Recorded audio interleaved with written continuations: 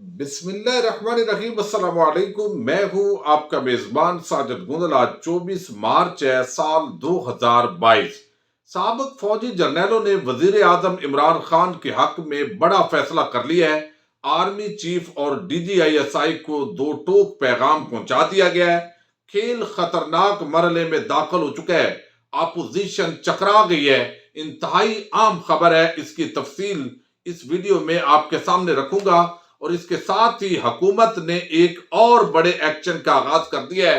اور چند دن پہلے آپ نے دیکھا کہ مسلح افواج کے خلاف جس طرح ایک مہم کا آغاز ہوا، اور وہ شفیق ایڈوکیٹ نامی ایک شخص تھا، اور پھر نون لیگ کا میڈیا سیل اس کے اندر انوالو ہوا، اور جب تحقیقات کی گئی تو پتہ چلا کہ PTI کے لوگوں کی DPs لگا کر، کہیں پر وزیر اعظم عمران خان کی تصاویر لگا کر یہ فوج کے خلاف ایک گھناؤنی مہم کا آغاز ہوا۔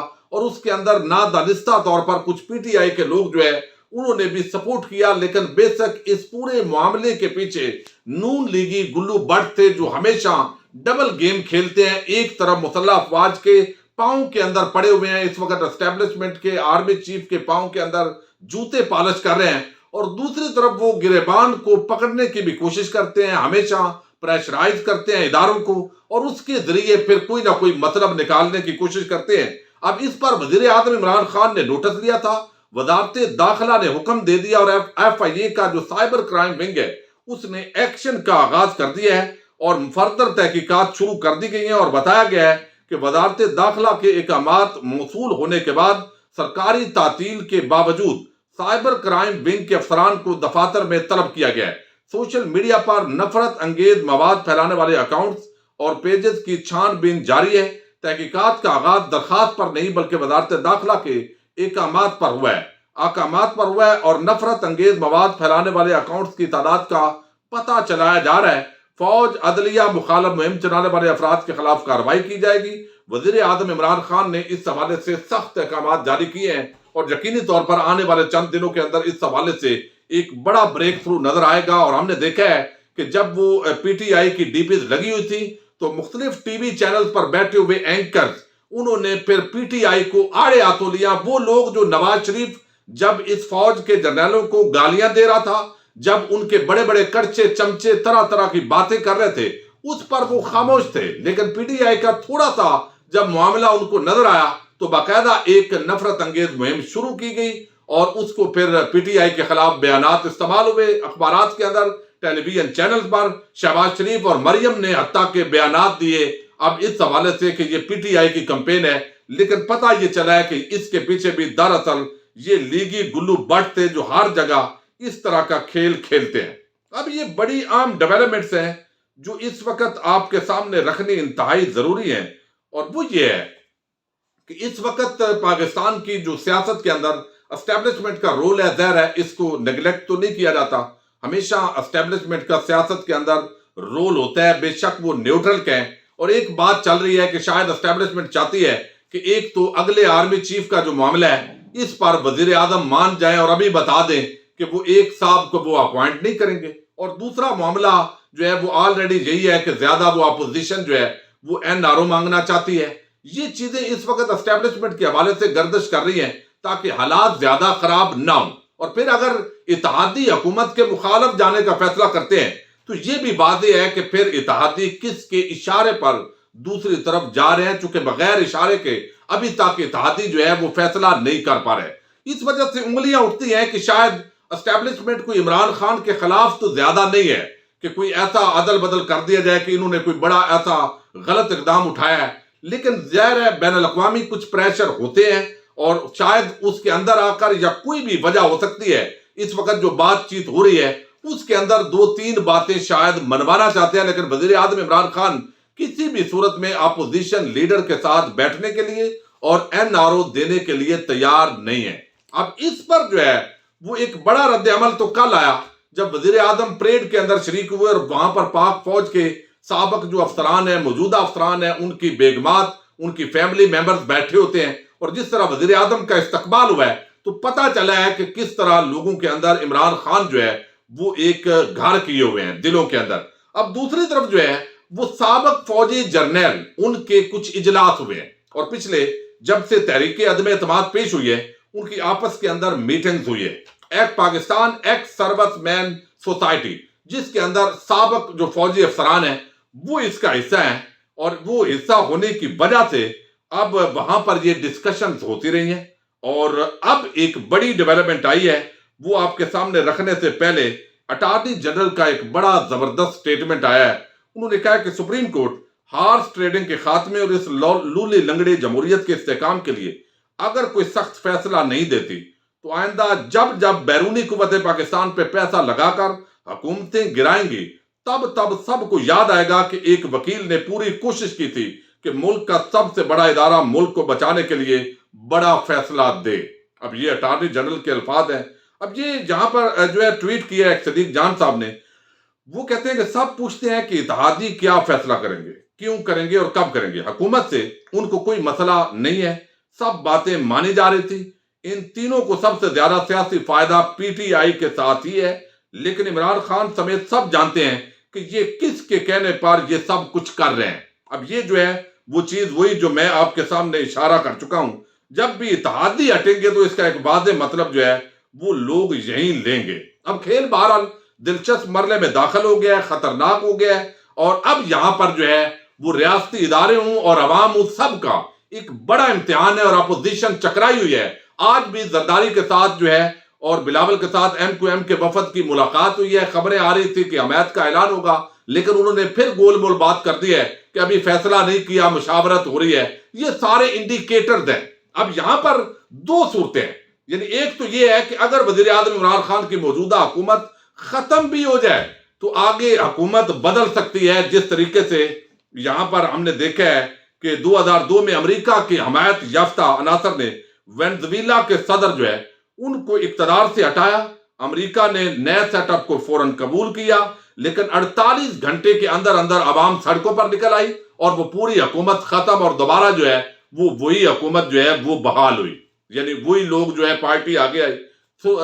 رجب طیب اردگان ہے، ان کا حالات آپ کے سامنے ہے، کس طرح لوگ سڑکوں پر نکلے. اب اس کا قطعاً یہ مطلب نہیں ہے کہ کوئی فوج کے خلاف جو ہے پاکستان لوگ جو ہے وہ سڑکوں پر نکلیں گے، لیکن عمران خان سے اظہار یکجہتی کے لیے ترکی والا ماحول یہاں پر بن سکتا ہے. اور عمران خان جس طرف بڑھ رہے ہیں اس لیے اپوزیشن کے لیے جو دن گزر رہے ہیں مزید خطرناک صورتحال ہو رہی ہے. اور کل وزیر اعظم نے بتایا بھی ہے کہ یہ اپنی اہمیت کم کر بیٹھیں گے اور لوگ جو ہے وہ میرے ساتھ کھڑے ہوں گے اور ان کو سمجھ نہیں آئے گی کہ ہم نے کرنا کیا ہے. چونکہ پہلے یہ کہتے تھے جلدی الیکشن ہو، اور اب یہ بات بھی نہیں ہوگی. اب جو ایکس سروس مین ہے ان کے جو اجلاس ہوئے ہیں انہوں نے وزیر اعظم عمران خان کی حمایت کا فیصلہ کیا ہے، یعنی حمایت کی ہے، اور انفرادی طور پر بھی اجتماعی طور پر بھی.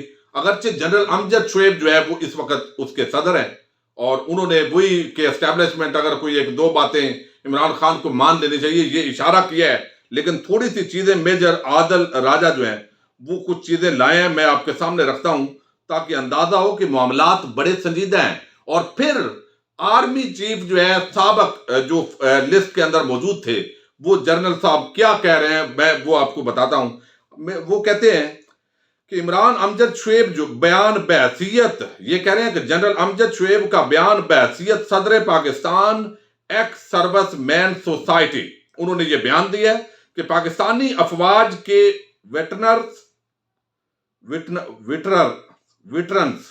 یہ لفظ مجھے سیدھا نہیں ہو رہا، کہ احساسات اور خیالات کی درست ترجمانی کرتا ہے، جن کی اولاد پاک افواج کی ریڑھ کی ہڈی ہے. اور بیان انہوں نے کیا دیا ہے، وہ کہتے ہیں کہ عمران خان کو دھوکہ دینے والا اس ملک میں بہت بے آبرو ہوگا، اپنی عزت گوا بیٹھے گا اور نشان عبرت بنے گا. یہ جو ہے پاکستان ایکس سروس مین سوسائٹی جو ہے یہ یہاں پر اس کے ترجمان ہیں، وہ یہ سٹیٹمنٹ جاری کر رہے ہیں اور وہ یہ بھی بتا رہے ہیں کہ یہاں پر جو وزیر خارجہ چینی وزیر خارجہ ہیں ان کی وزیر اعظم سے بھی ملاقات ہوئی ہے، آرمی چیف کے گھر میں ان کی ملاقات ہوئی ہے. اور اس وقت جو حالات ہیں وہ بھی بتا رہے ہیں کہ وزیر اعظم عمران خان کو کیوں ہٹانے کی کوشش کی جا رہی ہے، وہ امریکہ اور مغربی طاقتیں ہیں. تو ان حالات کے اندر یہ ملاقات جو ہے یہ بھی عام رول پلے کر سکتی ہے. بہرحال بیرونی مداخلت نہیں ہونی چاہیے.